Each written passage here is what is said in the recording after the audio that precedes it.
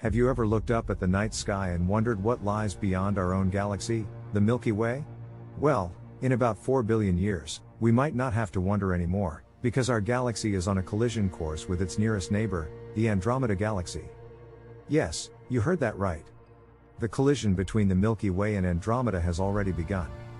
Well, sort of. The Andromeda galaxy was formed roughly 10 billion years ago from the collision and subsequent merger of smaller protogalaxies. And now, about 2.5 million light-years away from us, Andromeda is hurtling towards the Milky Way at a speed of about 110 kilometers per second. But don't panic just yet. The actual collision won't happen for another few billion years, and even then, it's unlikely to be a catastrophic event.